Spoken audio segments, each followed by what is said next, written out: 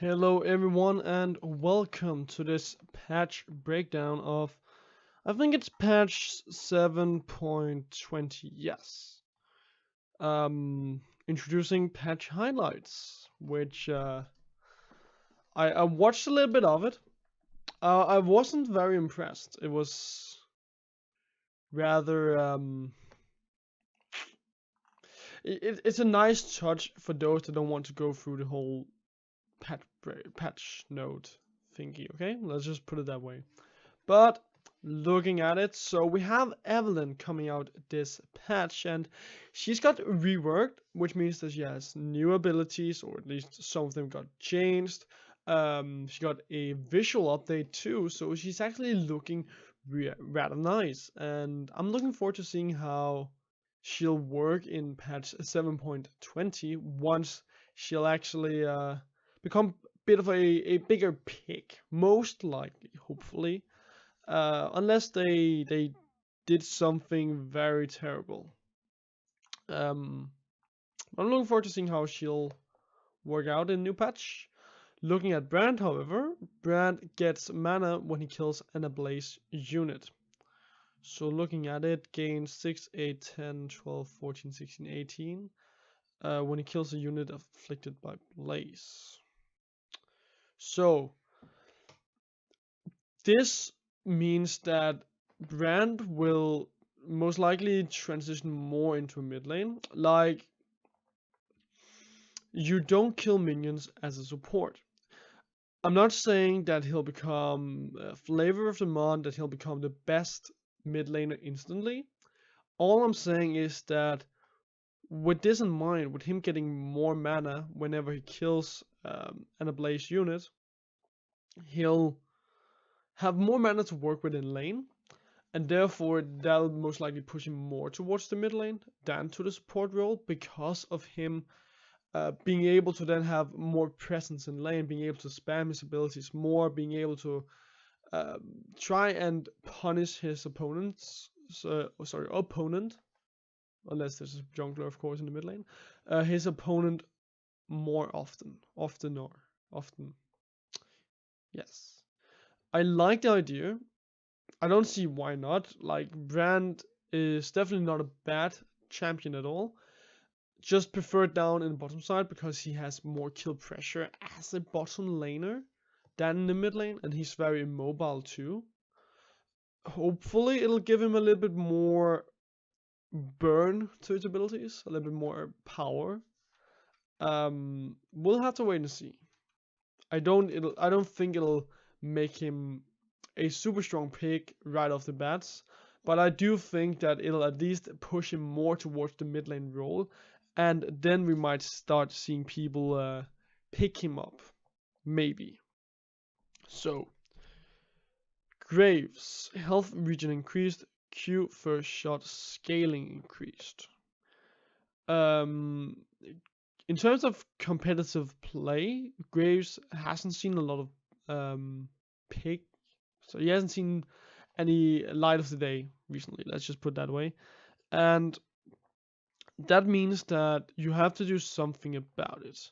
Obviously, we are in a tank meta, so these early game junglers, while they can work out, you have to really snowball the game. You have to really get ahead, or else you'll have trouble carrying your team. Therefore, giving Graves more health regen and more AD radio scaling to his first shot from the Q at the end of the line means that he'll then be able to have a little bit more pressure on the map. Obviously, being able to have more health as it increases faster, you will then be able to have your clear speed going up faster as well, while your Q end of the line means that you can deal a bit more damage once you get out to the lanes. Does this put him like all the way up to God tier?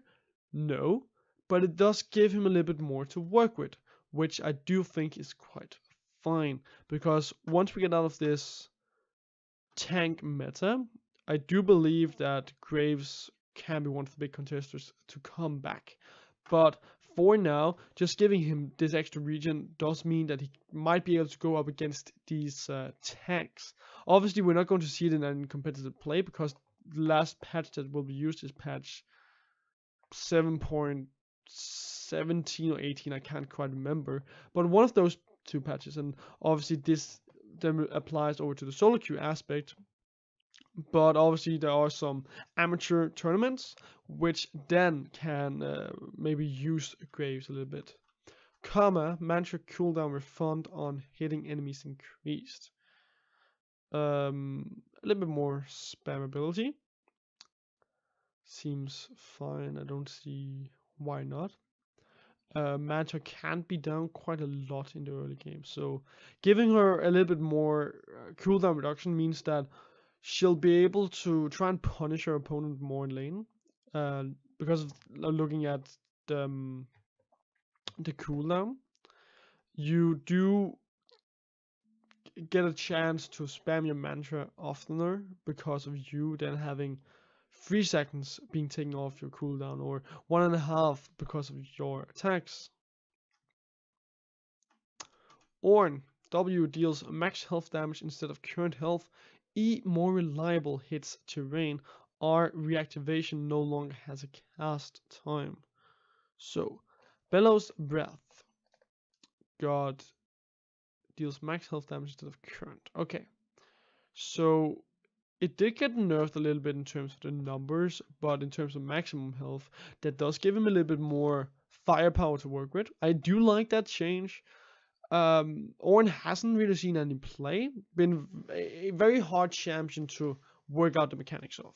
I do believe that giving him a little bit more poke and just overall fighting damage coming from his W because of the maximum health does mean that he might be able to then see a little bit more light of the day. And Searing Charge, giving him 150 additional range, but also taking away the cast time. Obviously 0.45 seconds isn't that high, but it does mean that if you're fast enough, then you can actually react to it. So just again making him feel smoother and giving him more damage to work with. Tahm Kench. Passive damage increased in scales at earlier levels. Tahm can spit out devour targets earlier. Abyssal Voyage no longer briefly locks Tahm out of casting Devour. So passive damage increases scales at earlier levels. The thing about Tahm Kench is that you don't see him very often in this meta because of him not being an Abyssal Voyage. Sorry, not Abyssal Voyage. No, Ardent Sensor, that's what I meant. He's not an Ardent Sensor support, so he can't buff off these late game scaling AD carries, which means that he's left behind because of him not being able to really contribute to the team. Now, giving him more damage to work with obviously means that it will be so much more punishing to take up these very weak supports in terms of their health. Like picking a Janna, a Lulu, Morgana, you don't really have that much health to work with as a support. So now having more max health damage coming from the acquired taste means that he can be more punishing in lane. And I do think that's about it. I like the change. I do think that this might push him in the right direction. Obviously, he's not a bad pick at all. If you don't want to go for the Ardent Sensor, you can pick him to have more safety. But you have to keep in mind that obviously you would never really not want to go for the Ardent Sensor. After all, it is absolutely the best item that you can go for as a support right now to buff up your AD carry. As here, no changes. Talia cast indicator adjusted to show this shoves of area effect rather than okay. Yes. Okay, so Janna again getting nerfed. Yes, she got changed a lot in the last patch, giving her more damage to work with because of her basic attacks scaling off of her movement speed, as far as I remember. And that made her super strong. But now they're pretty much nerfing everything. One thing that you really have to look out for is the passive, the Tailwind. After all, movement speed is so essential to her right now. So nerfing that obviously means that she will have less damage to work with. Updated Stark's gauge. Base percent, base attack damage increased. Health increased, lifeline no longer increases percent base attack damage, instead adds tenacity. So it's very costly now. It costs 600 extra gold. It gives you base attack damage increased. You give okay, yeah. So they're changing it over to making it by melee champions. I know that a lot of AD carries used to buy the item, and 30% tenacity is quite strong. So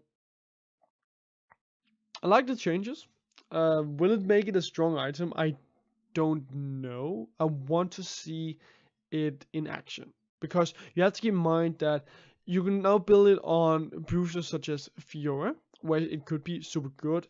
Camille can also go for it because it gives so much extra attack damage and health on top of that, and even tenacity. But I want to see it in action first, because after all, we are still in a tank meta, and I've said this 3 times now, but we are in a tank meta. We have to keep that in mind. Yom's Fist, I agree, it takes too long. Thank you. Ancient coin line, coin restores less mana. Yes, so this is a bit of a nerf to On Sensor 2, because a lot of the supports that you see being picked up in the current meta is the likes of Lulu, Janna, Morgana. I don't think that I'm missing anyone. Let me check real fast.